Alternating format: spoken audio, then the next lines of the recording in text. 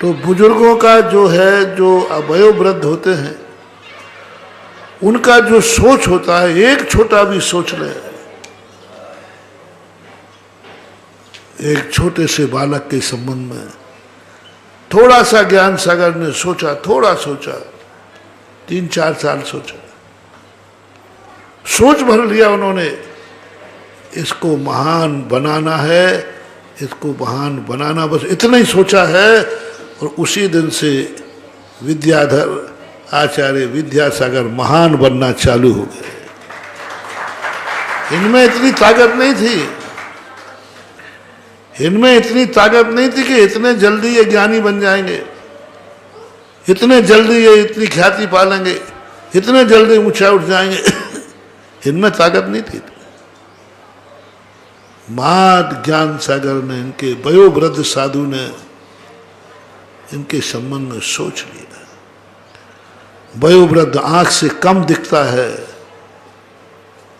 महानुभाव, वयोवृद्ध नायक की एक क्षण को भी आंख तुम्हारे ऊपर पड़ जाए, तुम्हारा जीवन वज्र का हो जाता है, क्योंकि वो वयोवृद्ध की आंख है। यही हुआ ज्ञान सागर की, देखा एक दृष्टि फाड़ करके। जब आचार्य से कहते हैं कि वो कभी ऊंचा नहीं देखते थे, कमर झुक चुकी थी, गर्दन यूं बैठे रहते थे, बैठे बैठे बात करते थे। पहली बार जब आचार्य सिंह ने थोड़ा मेहनत से उनको कमर उठाना पड़ी, क्योंकि वो ऐसे बैठे रहते, ऐसे करने में ऐसा उठाया और गर्दन यूं उठाया, और एक क्षण को उन्होंने आँख खोली, और जो आँख की दृष्टि पड़ी, ऐसे पड़ी जैसे पूरे शरीर में करंट दौड़ गया हो। एक सेकंड बाद यूं देखा और नीचे गर्दन फिर कर ली। वयोवृद्धों की एक क्षण की भी दृष्टि हमारी जिंदगी की काया बदल देती है।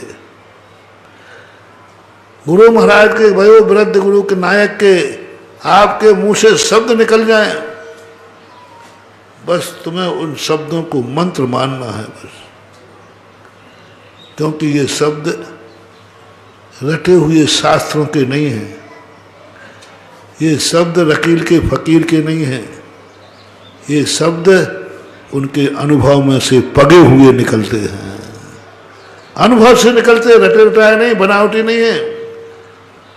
घर के बड़े लोगों के शब्द, चाहे वो माँ हो, पिता हो, दादा हो, उनके शब्द अनुभव में पगे हुए रहते हैं। जो भी वो बोले तुम्हें ग्रहण करना है बस। आप थोड़े से भी ज्ञान में, मेरे आचार्य महाराज 9th क्लास पास थे, हिंदी आती नहीं थी, संस्कृत आती नहीं थी। 9th क्लास में कितना ज्ञान होता है आप सबको मालूम है।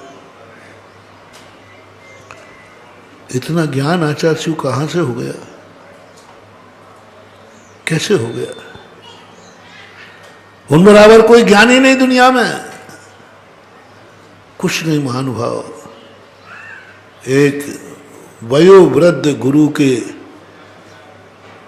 वचन गुरु ने उसको लक्ष्य करके बोले हैं। जब गुरु तुम्हारे को लक्ष्य करके कोई उपदेश देवे, उसे मंत्र मान लेना और उन मंत्रों को जपना चालू कर देना। जाओ, तुम्हें कहीं पढ़ने की जरूरत नहीं, तुम खुद PhD हो गए, तुम खुद डीलेट हो गए। 4 साल मुश्किल से 2-3 ग्रंथ पढ़ाए, कुछ नहीं पढ़ा पाए, अध्ययन हुआ ही नहीं, वृद्ध हो गए थे। सेवा भैयावृत्ति में समय निकलता था, माँ 3-4 ग्रंथ पढ़ाए बस। 4 साल में कितने पढ़ सकते? लेकिन वो एक ऐसी शक्ति ने पढ़ाए, उसके कारण से आचार्य महाराज को कितना बड़ा ज्ञान मिला। आज जगत के ज्ञानी,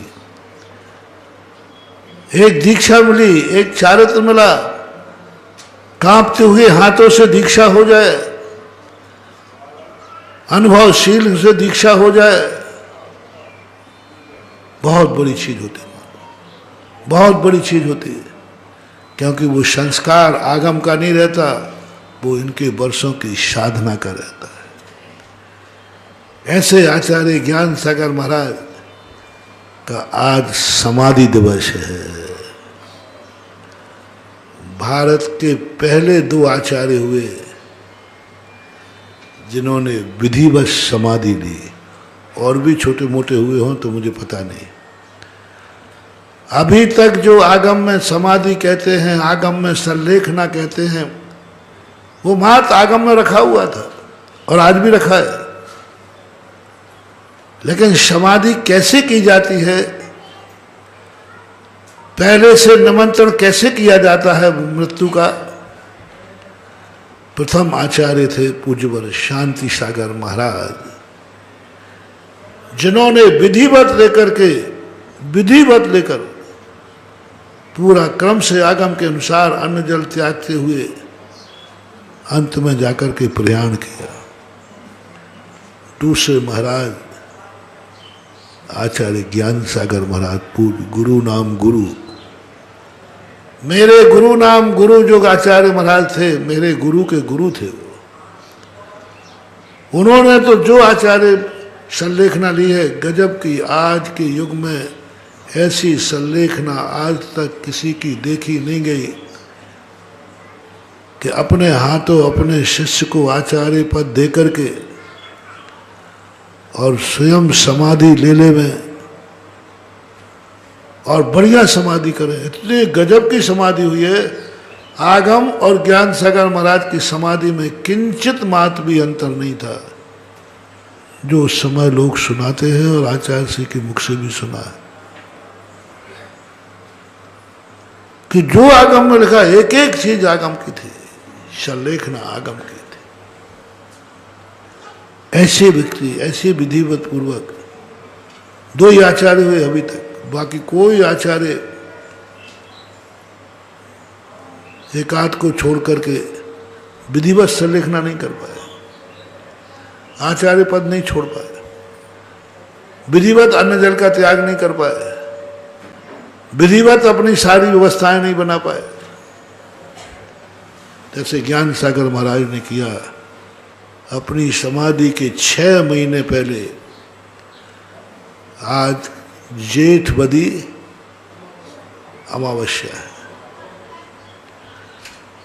और उन्होंने आचार्य पद का त्याग किया था मगसिर कृष्णा दोज, अंग्रेजी के अनुसार 22 नवंबर और 1 जून। 22 नवंबर से 1 जून तक कितने हो जाएंगे? लगभग 6 महीने हो जाएंगे, लगभग दिसंबर, जनवरी, फरवरी, मार्च, अप्रैल, मई और जून, 1 जून को तो लगभग 5.5 पौने 6। इतने पहले वो क्रम से एक एक चीज छोड़ना, एक एक चीज छोड़ना, अपना आचार्य पद समाज के सामने बैठाल करके अपने हाथों से आचार्य पद दिया, अपने हाथों से दिया। उन्होंने अपने हाथों से संस्कार किए और अपने ही हाथों से अपने शिष्य को नमस्कार किया। वो शिष्य कितना, वो शिष्य नीचे हो ही नहीं सकता। आचार्य विद्यासागर महाराज की इतनी ख्याति क्यों फैली? वो जगत में इतने विख्यात क्यों हुए? क्यों और साधु नहीं है क्या? क्या और साधु नहीं थे क्या? बहुत बड़े बड़े धुरंधर, परंपरा के पट्टों पर बैठने वाले साधु भी थे, लेकिन उनके लिए बहुत सारा जगत जानता है।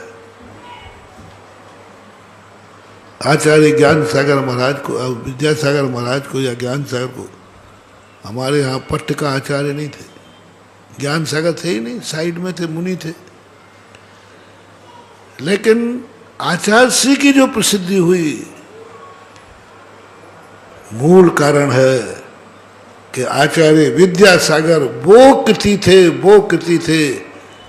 जिस कृति को स्वयं दीक्षा देने वाले ने भी नमोस्तु किया है।